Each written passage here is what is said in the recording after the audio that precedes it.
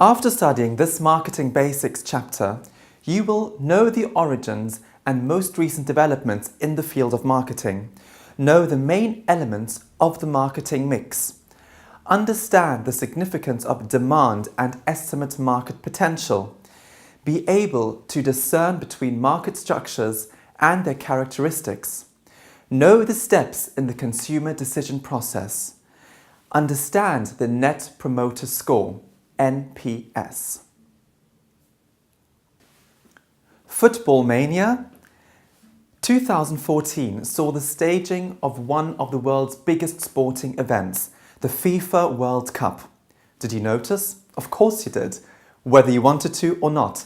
The FIFA World Cup is not only a sporting event, but like other similar events, such as the Olympics, it is a mass media frenzy. A world marketing event as much as a sporting one. Think about the advertising effort alone. National TV and radio stations, online newspapers or magazines, FIFA, country-specific football association, not to mention the individual footballer blogs and fan groups, are just a few of the organizations involved in advertising the event. To this, we can add the sponsorship deals with each country's club. Adidas and Nike sponsor the final 4 teams remaining in the competition. And with FIFA, 22 official partners and of course the individual sponsors of the players. Whose shoes are they wearing?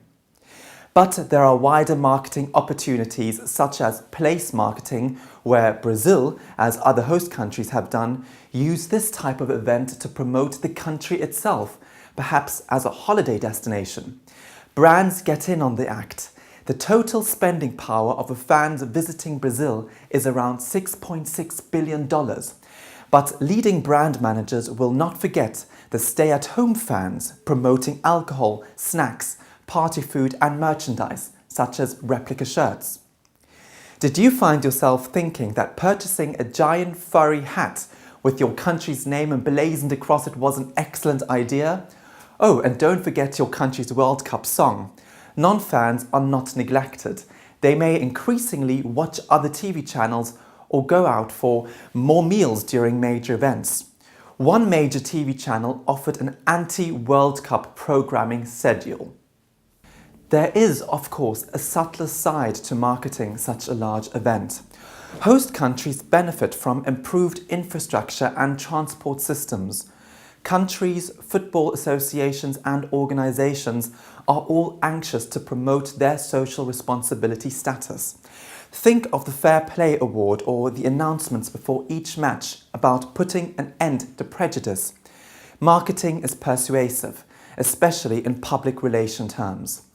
It can tell us what to think about. By promoting an event, it is legitimized. By ignoring an event, it is marginalized. Those of you interested in tennis will know that promotions of Wimbledon were completely overshadowed by the World Cup marketing, at least in mainstream marketing channels. The extent of the event coverage can make it difficult to ignore. Even if you had no interest in football before, such a strong marketing focus can prompt you to take an interest in the event, even if only in the short term. The way in which an event is promoted can also influence the way that we as consumers understand it. Major events such as this now market themselves as environmentally sustainable. The 2014 World Cup was marketed as Copa Verde, the Green Cup. Yet this can backfire as news articles and consumer groups point out how the event organisers have failed to live up to their promises because of the huge carbon footprints and the environmental costs of new infrastructure. A marketing challenge. Think about the marketing of a major event such as the FIFA World Cup in your own country and answer the following questions.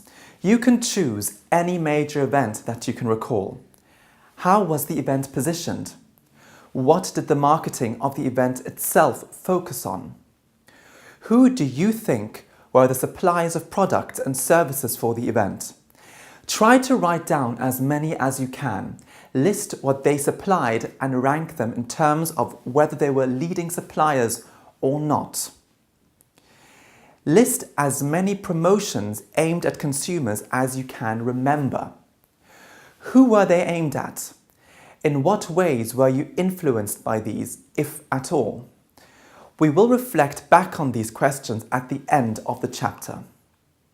Every organisation, be it profit or not-for-profit, faces the challenge of how to address the needs and demands of its current and prospective customers. Originally, the word marketing arose when people started to join the words market and getting to indicate gaining access to a place where they could exchange products or services. Exchange is marketing's central theme, and everyday organisations are engaged in marketing activities. As the popular saying goes, it's better to have a market than a mill. This makes marketing a core business unit in every organisation. In this first chapter, we review the origins and basic principles of contemporary marketing. Since the notion of exchange is so important, we discuss a variety of terms that are related to the notions of demand and markets.